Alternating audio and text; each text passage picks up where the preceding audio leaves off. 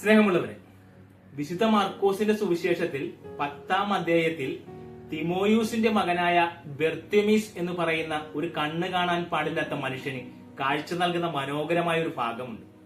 യേശു കടന്നു പോകുമ്പോൾ നസ്രയനായ യേശുവാണ് ആ കടന്നു പോകുന്നതെന്ന് ഈ കണ്ണ് കാണാൻ പാടില്ലാത്ത ബെർത്തിമീസ് എന്ന് പറയുന്ന മനുഷ്യൻ അറിഞ്ഞു. ഈ നസ്രയനായ യേശു എന്ന് പറയാൻ കാര്യം, യേശുവിനെ തിരിച്ചറിയുന്ന ഒരു പേര്. അന്നത്തെ കാലയളവിൽ ഒരു പേര് തന്നെ പലർക്കുമുണ്ടെങ്കിൽ ആ പേരിനോട് കൂടി മറ്റൊരു പേര് കൂടി അവർ ചേർക്കും. കൂടുതലും സ്ഥലത്തെ പേരുകളാണ് ചേർക്കുന്നത്.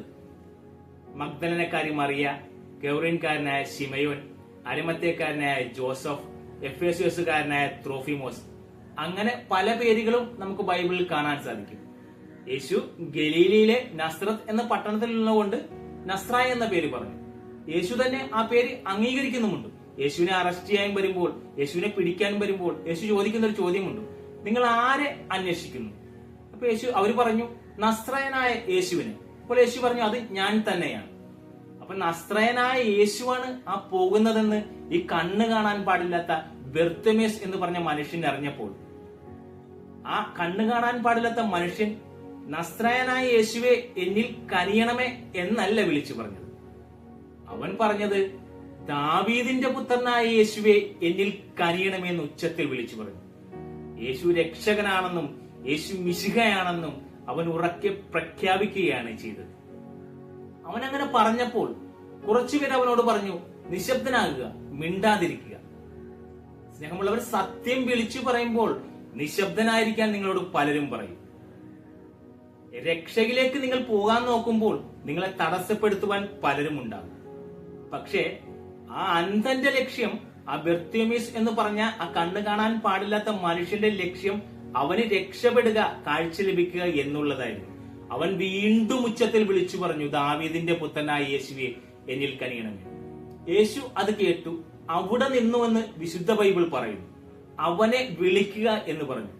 അപ്പോൾ കുറച്ചുപേര് ചെന്നിട്ട് അവനോട് പറയുകയാണ്, എഴുന്നേൽക്കുക, ഇനി ധൈര്യമായിരിക്കുക. സ്നേഹമുള്ളവരെ, ഇതൊന്നുമല്ല എന്നെ അത്ഭുതപ്പെടുത്തിയത്. പഴയ നിയമകാലത്ത് ഭിക്ഷ യാചിക്കണമെങ്കിലും കുഷ്ഠരോഗിക്കാണെങ്കിലും അവനൊരു മേൽക്കുപ്പായം ഉണ്ടാകും, ഒരു പുതപ്പുണ്ടാകും.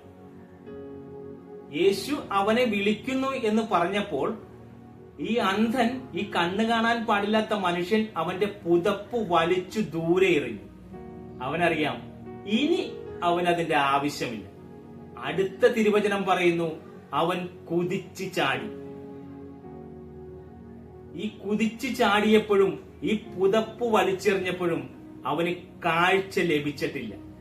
യേശു അവനെ വിളിക്കുന്നു എന്ന് പറഞ്ഞപ്പോൾ തന്നെ അവന്റെ ഉൾക്കണ്ണിൽ പ്രകാശമുദിച്ചു.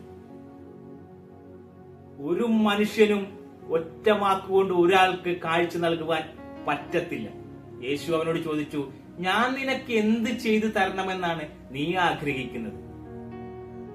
അത്ര വലിയൊരു കാര്യം വളരെ സിമ്പിളായി ദാവീദിന്റെ പുത്രനായ ക്രിസ്തുവിന്, മിശിഹായ്ക്ക് സാധിക്കുമെന്നുള്ള ഉറച്ച വിശ്വാസം അവനുള്ളത് കൊണ്ട് അവൻ ആ വലിയ കാര്യം വളരെ സിമ്പിളായി പറഞ്ഞു, എനിക്ക് കാഴ്ച വേണം. സ്നേഹമുള്ളവരെ, പിന്നീട് അവന്റെ ജീവിതത്തിൽ ഇരുള് ഉണ്ടായിട്ടില്ല. അവൻ പ്രകാശത്തിലൂടെയാണ് പിന്നീട് നടന്നത്. നിങ്ങൾ വിളിക്കുക, അവൻ വിളി കേൾക്കും. നിങ്ങളുടെ പ്രാർത്ഥനകൾക്ക് അവൻ ഉത്തരം നൽകും. നിങ്ങളുടെ ആവശ്യങ്ങൾ അവൻ സാധിച്ചു തരും. കാരണം അവന്റെ അടുത്ത് പോയവരാരും ലജ്ജിച്ചു പോയിട്ടില്ല. അവനെ നോക്കിയവർ പ്രകാശിതരായിട്ടേ ഉള്ളൂ. ദൈവം കൂടെ ഉണ്ടെന്നേ. ദൈവം അനുഗ്രഹിക്കട്ടെ.